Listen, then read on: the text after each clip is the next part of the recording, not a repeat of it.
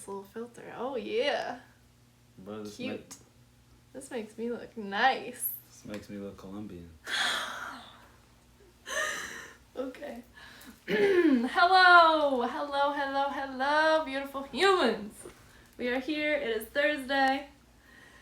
And we're getting our lives back together. We've had a really, really fun week. My best friend Sam actually surprised me and came Shout out to Sam, though.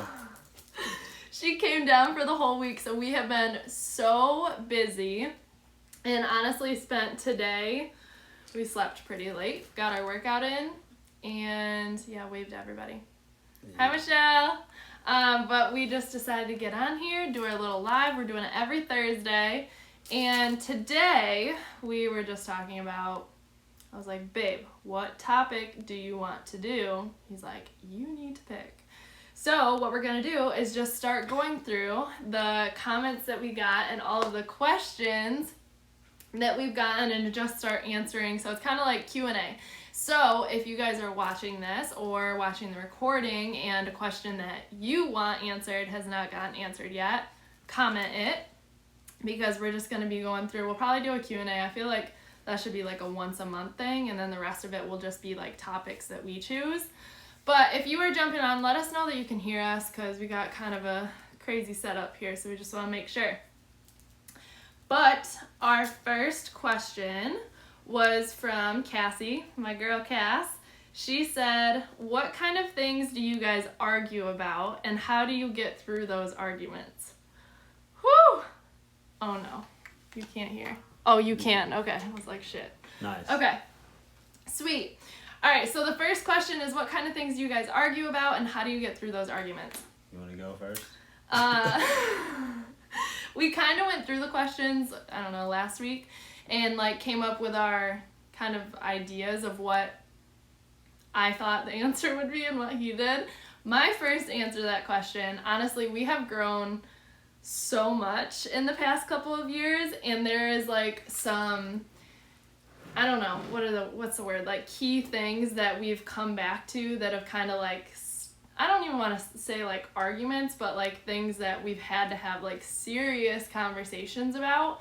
And the first one, I guess, is just like my knowledge on Black culture. Second one, what else? And again, that's not like arguments. There's no argument there, because at the end of the day, you're white.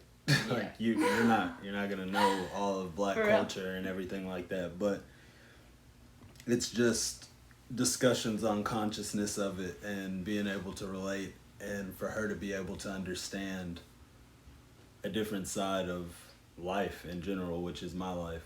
Yeah.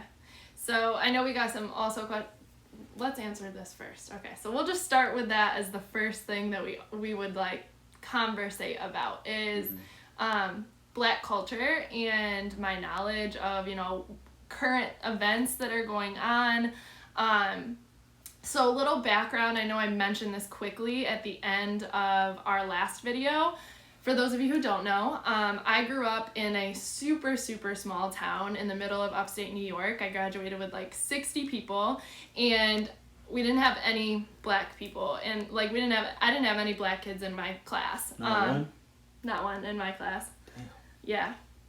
My first boyfriend was Black though. He was the only. So that's one. He wasn't in my class though. He was a year younger. Oh. So, and his name was Jordan too. Haha. Anyways, but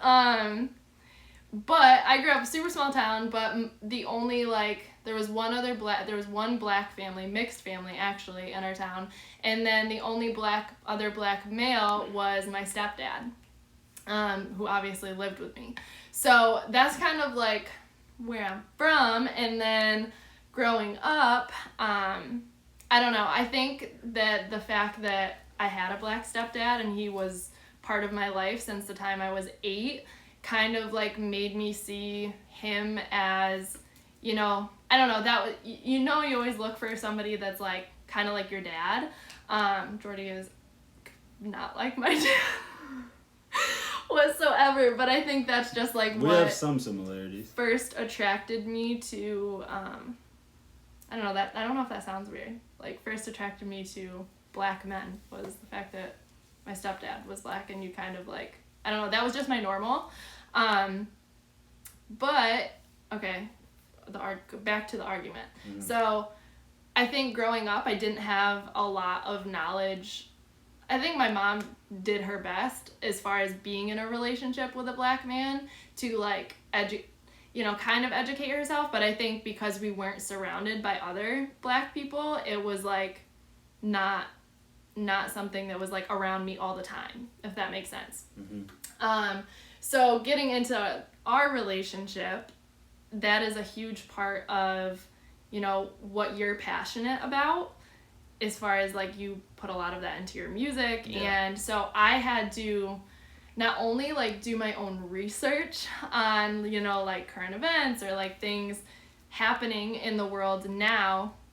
So, like, honestly, we watched a lot of documentaries, try and, like, check out, like, I follow a lot of people on social media, like, big people like Jay-Z, Beyonce, like, people like that who are just a really big part of that culture. Mm-hmm. So I think I've definitely come a long way. But at first, in the beginning of our relationship, like, that was something that we would kind of, like, I don't know, get into. We would have really in-depth conversation. Tell, like, your side. I just really think that it was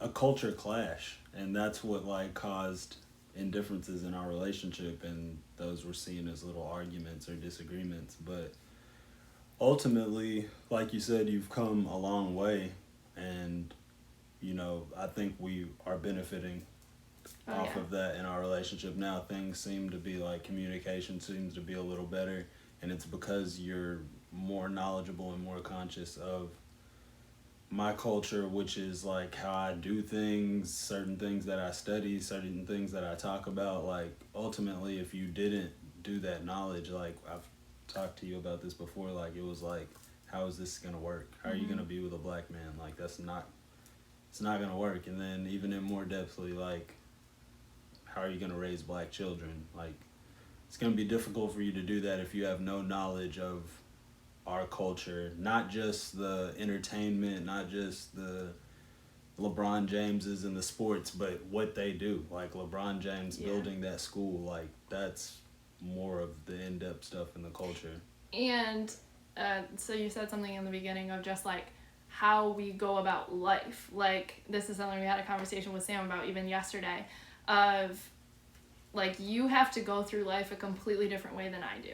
We live in America, which is, like, if you haven't watched the 13th Amendment, that's just, like, a little plug, but, like, the 13th Amendment on Netflix, it's a documentary, and it just kind of explains and goes through the history of pretty much all of black culture, like, from the start of slavery to, going to that, where slavery was, what is the word? What are you, like, made illegal. Oh, it was, I guess you could, like... Anyways, like, where slavery... Abolished. Yeah, abolished. Yeah. Couldn't think of it. Abolished, and then goes into, how basically the society kept slavery alive and turned it into, like, the prison. We had prisons, and there was, like, mass incarceration, and... Hi, Kaylee! But that really opened my eyes. We've watched a lot of documentaries, but, like, that one specifically really took me through the whole entire, like, history of kind of black culture and how it ended up and how we got to the point where we are today, where, there is a lot of things on the news about, police officers and struggles with, like, black men getting killed and black women, like, disappearing and all of these things. I don't really know where I was going with that. I think you were just speaking on the documentary and how it just, like, basically you've been doing your research. Oh, you said, okay, I remember. Got it? Yeah. How we go about life. Like, he has to go about life completely differently than I do, because in America, a white woman is not something that, like, I mean, we're like, already above, if that makes sense. Mm-hmm. Like, we're already... just because of how we're born, the way we look, like, we're already given more opportunities, or you know, like more accepted in America than black people are. So yeah, I mean, I was just gonna say, like, you have to go through life kind of like more aware. That was definitely something we had to have conversations about, is he had to be way more aware and alert, and I'm very much like a super loving, like want to see the good in everybody, and also from a super small town where there's not a lot of crime, or there's like, I don't know, everybody kind of knows everybody. So coming to a big city, I had to definitely understand my surroundings and understand that I am with a black man now too. So it just completely changes the game.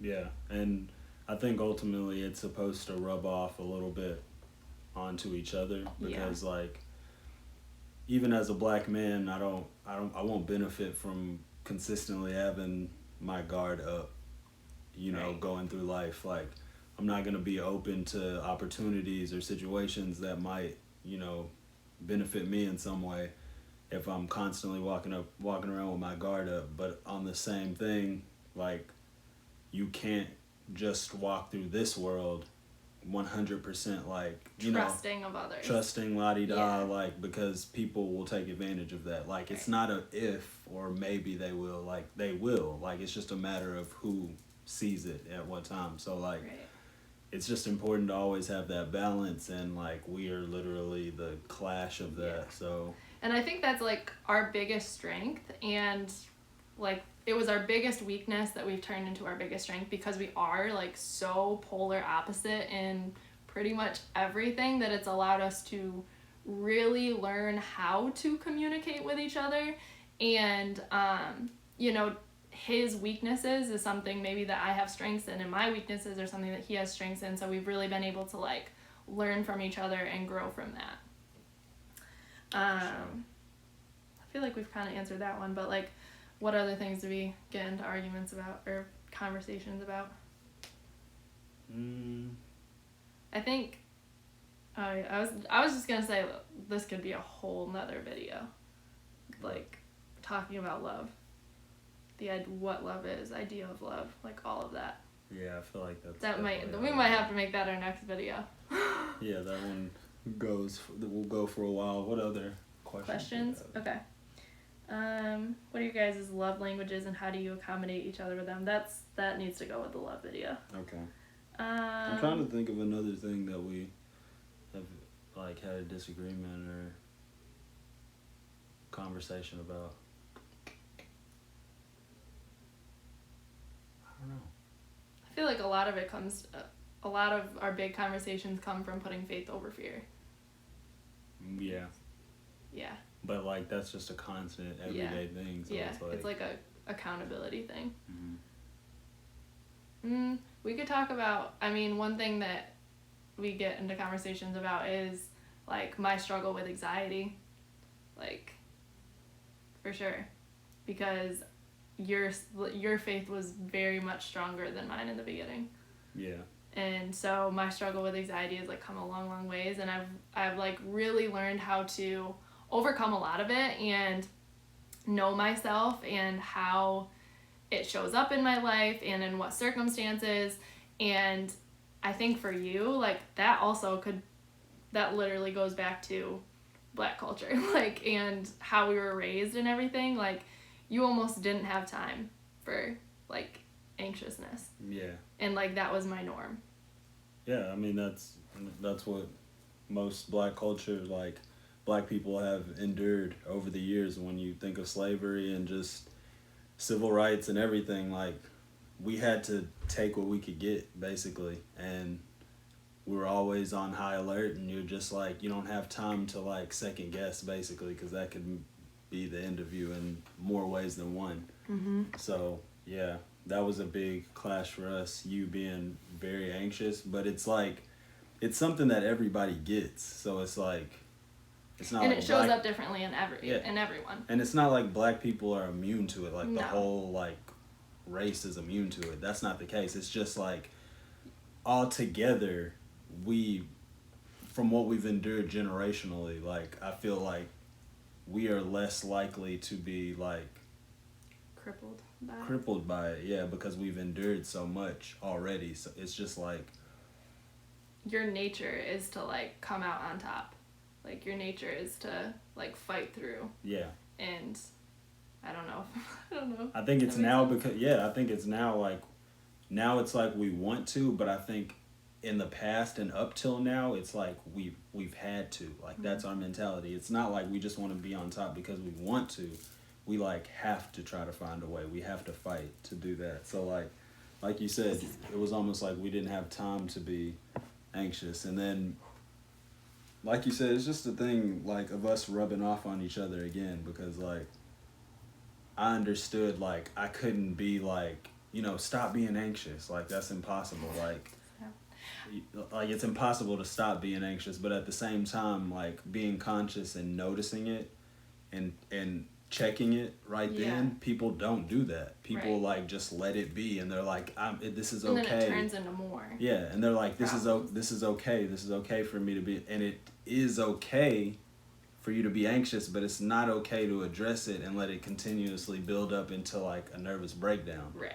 So, like, and I think just the biggest thing that with that is we've learned through lots of experiences and like failed attempts, like you've learned, I think, best how to like comfort me when I am struggling, because at first you were just like almost like why are you even feeling this way? Yeah, it was just like I would give you like tough love type. Yeah, but it was more like, I guess you could say that, but it was just like me saying like, it'd be like if you didn't like said I didn't get this job that I wanted or something like that, and I was like, well, it's okay, you're meant for a better job. Like, you know what I'm saying? It's tough love, but it's like you don't need to be sad right now. Like, think something better is coming. Like, don't be in this anxious sad mode right now. But I realized that that's like, I think when anxiety is very bad or you're in a state of panic, you don't feel safe. And so I think he learned to like, maybe I just need a hug and like a reminder to breathe through those moments and like take a second to like remind me of what I'm grateful for, or like take a second to pray. Those things bring me down from that like constant state of like worry. Mm-hmm. Okay, I want to go on to another question because we could go on about that stuff for days. But I think a good one, this is from Alyssa, my girl. She said, how do you continue to support each other's dreams? I think this is a pretty good one. Well, can I start? Yeah. I feel like I don't really have a choice. but like seriously, like you're a Beachbody coach. You're all about health and fitness, and not only just like the physical, which a lot of people want to eat good and then look bomb, but the emotional and mental gains that you get from eating right and working out. And that's what you're all about. So it's an everyday thing. So like me saying, you know, I don't have a choice is actually pretty accurate. It's my life. Like my life is taking care of myself and going after, like as a coach, that's my everyday. That's just what I do. So if he weren't to support coaching, like, and I think there wouldn't be a way that we could be together. I think that it's just like, ultimately, I have to ask myself in being with you, like, what, like you said, like, if I didn't support it, what does that say? Like, not only what does it say about the relationship, but what does it say about me just individually? Like, do I not want to better myself emotionally, physically, mentally, and watch what I eat and take care of myself? And then even further on, like, becoming a father one day, do I want to be in a position where I can be healthy for my kids or not? And that's what you do, like, for a living. And so I think it's not hard for me to support that dream, because it's what our lifestyle. It's not only what we need, but it's what the world needs. Right. So when you're doing something that's going to ultimately help the world, I don't think it's too hard to support that. I think for that question too, like, how do you continue to support each other's dreams? I think you do a really good job at like helping me level up in those areas. Like, I state, you know, we have tons of conversations about, you know, where I want to be, my dreams as a coach, my dreams, of maybe opening my own bakery one day, or going down these different paths of just like things that I'm super passionate about. So he pushes me in those areas. If I tell him, he holds me accountable for the goals that I set for myself, and that's how you support someone. I mean, that's how like I feel most supported, is when you listen to what I'm saying and then help me level up in that area in whatever way that you can. Yeah. I think on the other side of how I support your dreams, I feel like I'm obsessed with your music. Like, I don't know, I feel like I'm almost as obsessed with it as you are. So, like, I want to do whatever I can to, like, see you succeed. So I think right now, the biggest thing is, like, honestly allowing you to be home. Like, and to work on. But I think something that is not even just recording is, once I've done the recordings, another thing that's, like, supportive, or maybe you don't notice it as that, you're just like listening to the music, but it's supportive, like the growth in what you've been able to, I mean, it goes back to you learning Black culture and stuff like that, but the growth that you've been able to make in hearing my music and understanding it. Because even at the beginning, like, I'm not saying you didn't understand it, but it was just like, I didn't know that I couldn't understand it. Yeah, and it was unrelatable. Like, it was, but as time went on, I think you even listening to other people's music, like, and me telling you, what up, Sam? But you listening to other, Black music, and not just like rap, like, music. Yeah, Sade, Anita Baker, like listening to older Teddy Pendergrass, like just older music like that you to got give inspiration from. Exactly. And so, like, it's like I passed that knowledge down through my music to you, and it's like a brand new thing for you, whereas like maybe people that are listening to my music, like, they get every reference, but for you, like, it was all brand new, and now you're at a place where you're like, you can listen to my music and get most of the stuff I'm saying. Mm-hmm. And that just shows support, because like, you could still be in a place where you don't understand what the hell I'm talking about. Yeah, I've shared this on my stories before, but literally my schedule during the day is like, I wake up before him and do my morning routine. I usually go get my workout in and then come back, and we usually have about 1 to 2 hours that we spend with each other, like midday, where we literally just listen to music, whether it's his music or Jay-Z or Kanye or Drake, or literally all of these people that we love, and we like break it down, and like almost like it's like study time for music. So I think that's a big way that I help support you. But I think just last thing on that question. Yes. Hi guys. Last thing of how we support each other's dreams is, and I think this goes for anything in a relationship, you have to love it almost as much as that person does. You have to be almost as passionate about what they're doing as you are your own dreams. So for me, like coaching, like that's what I'm super passionate about. He has to almost have the same level of intensity and love and passion for that, so that he can continue to push me in that direction, and me the other way as well.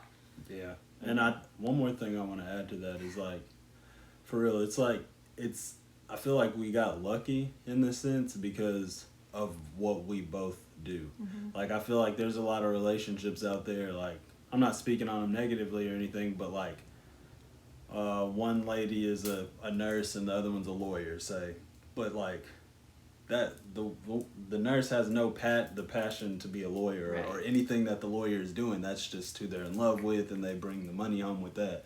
Like with us, I have to be passionate about taking care of my body, taking care of my mind, eating right, like, because that's what you do for a living. Mm-hmm. With you have to understand music and listen to music and anyway. Love music, like, yeah.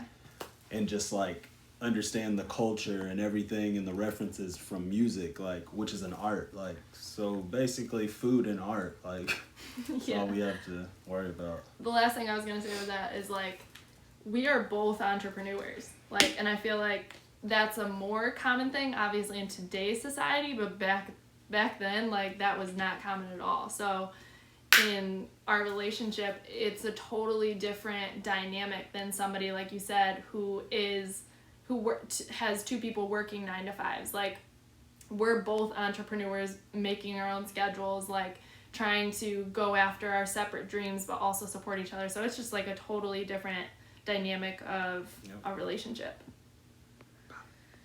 Hi guys.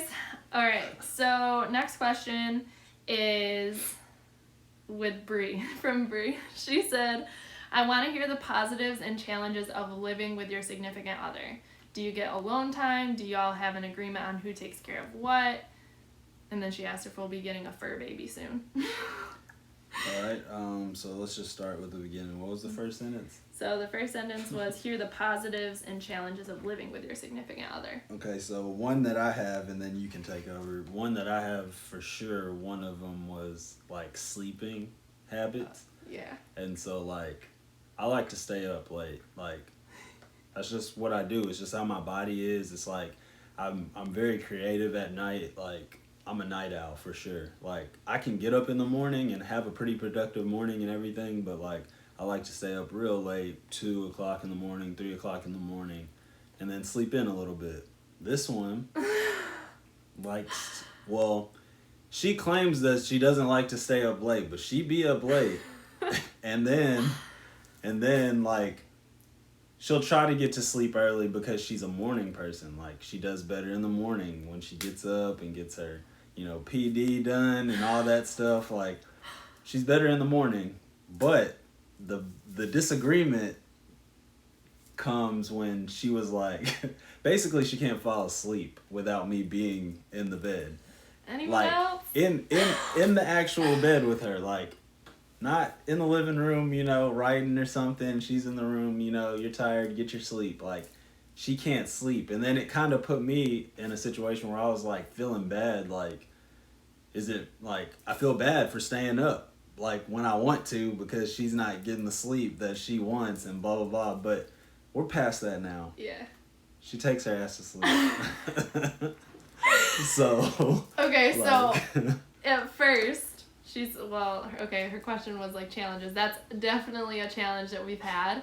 But I think in the beginning, when we first moved in with each other, I just like wanted to spend so much time with you that I would kind of forget my own schedule and stay up super late. And then I would get so frustrated with myself because I don't work my best when I'm on his schedule, like staying up till 3 and then getting up at like 10 or 11. Like, that's not my prime time of creativity and getting my work done. And I like to be up a little bit earlier to, I don't know, I just like function better at that time. So I think when we first moved in with each other, it was like I wanted to spend all this time with him, so I was just going to stay up late. I was going to do whatever so that we could like hang out, and it was new, it was fresh, but then it kind of led me down this hole of like not doing what I needed to do for myself. And so yeah, it has been like a process, and there definitely is still I still stay up a little bit later. Like I usually my midnight is like my cutoff, so I'm still staying up a little bit later so that we can get time together, but still keeping my own goals and my own like self in mind so that I can still get up early in the morning. So that was a good one. I didn't really think about that. Yeah, it's something, but we're working through it. Positives of living with each other. I think the biggest is just pushing each other. Like, we're constantly on each other to like holding each other accountable for what we say we want to do. So like eating, like if as a health coach, it's my job to literally fuel my body and eat well. And if I want to go get a snack or something, he like checks me on it, not in like a bad way, but in a like holding me accountable for what I say I want. What are your goals? Yeah. And I'm grateful for that. This keeps like sliding down. And it's the same thing on my end, so everything goes hand in hand. Like, if haven't written something in a while or don't have any, new music or anything, like, she's on me about, when is the next time you're going to go to the studio? When is, the next song you're writing? Have you written anything lately? So I think that is probably the biggest plus. Just us holding each other accountable and also pushing each other constantly out of the comfort zone. Yeah. It's a bad place to be. And I think we're so grateful to like live with each other now, because when we first started dating, obviously this is pretty much everybody's story, but we were a little bit like long distance, and I was working and 2 jobs and going to school, so I was just like super busy, so we really didn't get a lot of time together. And when we did, it was just like short spurts, like a night or 2 nights or something. What did he say? Go on, I need to get my workout in. Love you, Kaylee. Go crush it. What was I saying?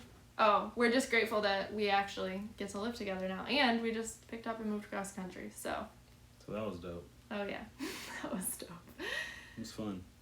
All right. We answered how did we meet in the last video. How many more I don't know. You want to do one more? Do one more. Yeah, I feel like we've been talking a minute. There's a lot of questions, so we'll have to. We're gonna have more content for later. For the next video. Okay. Last question. Why did it take him so long to start and complete a program with you? Why did it take me so long? Oh, this is just a question for me. I feel like, I mean, you could, you give your 2 cents, but I'm the real source of why. But ultimately, I think that I didn't finish a program with her because of like probably skepticism a little bit of the whole program, not necessarily the products, but like just the program and working out. And I think that comes from a lot of athletes. Like once you do your own, like I went from playing at Wells Division III college basketball, like, and having my own workout regimen as well as a men's basketball workout regimen. So I was just like, it was just trained. Like I already felt like I knew a lot of things, which I do. Like I do know a lot of good workouts and things that you can do to get stronger. But like, I guess I was just skeptical about a video, following a little person on a video and doing these little workouts with the little slides and the bands and stuff. I'm like, you don't really need all of that, but like it's just something different. And like in life, when you try different things, you usually end up liking them. Like it's just your fear that's holding you back from doing it, or not understanding, like one of the two. So I think mine was not necessarily fear, because I ain't scared of nothing, but it was definitely misunderstanding. Like I didn't understand it, so therefore I wasn't like, oh yeah, let me try this out. I was more like, I already got my own thing, which I'm sure you deal with a lot of and I'm glad this is the question, because I feel like this is typical, like past athletes almost. And I get it too, because I was a past athlete. Like I thought when I went to the gym, I would just kind of know what to do, or like I didn't need anybody to tell me what to do. I didn't need a trainer because I've been an athlete, so I should know what to do. But when we first, I was going to talk about like when we first got together, I would literally, so he lived in this tiny ass apartment in the top of a house. It was literally like a little attic. And I had about this much space to do a workout in. But every time I would come visit him, I would still get my workouts in because that's my job. And my programs can be done at home. So I would still work out when I came to see him. And you might have done like 2 or 3 workouts with me, max, when we lived in New York. But when we moved down here, and obviously we're together a whole lot more, and we have access to our apartment gym. Will you like tip it up a little bit? Like push it back.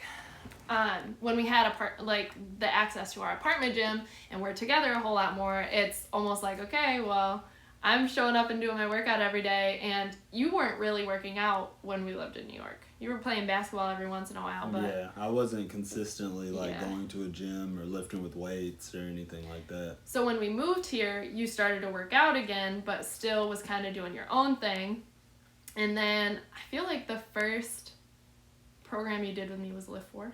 Yeah. Yeah, so it was like a lifting program that I was doing, and I invited him to do it with me. And I was like, babe, it's lifting, it's more like your style, because I've done some other programs that are more, I don't know, like for whatever my goals were, and his goals were to, you know, put on mass and muscle and all of these things. So that was like the first program that we kind of did together, and there was still days where he did his own thing, but I think as he kind of saw how it worked, where I literally just bring up my computer, I press play on, or I pick my program and I press play on it, and it's a personal trainer. So I think maybe you didn't understand, like you were saying, you didn't understand how it actually worked and the intensity of it, because our workouts can be really intense. Like the one that I'm doing now is by a NBA trainer. So like he's not playing. Like it's an intense workout. It's not like people, I think the misconception is like, oh, you can't get results from an at-home workout program, and we're here to show that. You definitely can. And it's another thing, I just think it was like I said, I think I had to understand that my mind isn't like other people's minds. Like I was an athlete once, so even if I didn't have information of Beachbody, which was making me only do my own thing, I still had information. And there's a ton of people out there that have no information at all. Like they're just trying to get their body in the best shape, or their mind, or just eat right in general. So like Beachbody and these programs, they give people like that a path. You know, they give them a way in to like start on their goals, and then like from there the sky's the limit, because there's like, you can, you know, go at your steady pace, or you can really get intense with it and see like dramatic, you know, improvement. So that's just what I had to see. Like it's not just the basketball. I was in like, I guess, my basketball like athlete bubble, and there's just so much more out there in terms of physical fitness and all that good stuff. And I think now you've learned a lot of workouts from doing them with me too. Right. And we still, like, we don't always do a program together. Sometimes he still does his own thing, but now you understand it. Yeah. I think that is all of our questions we're going to answer tonight. Sound good? We've been talking a minute.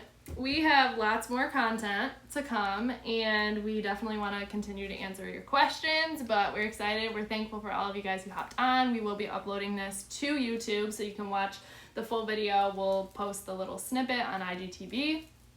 But what was the question? Oh, yes, I used to go to the gym, but had no idea what to do and only did cardio. I was the same way. I would literally go to the gym. Even though I was an athlete in school, I would go to the gym and just hop on the treadmill and be miserable, and then just leave, because I was like not confident with what I was doing in the gym without a coach telling me.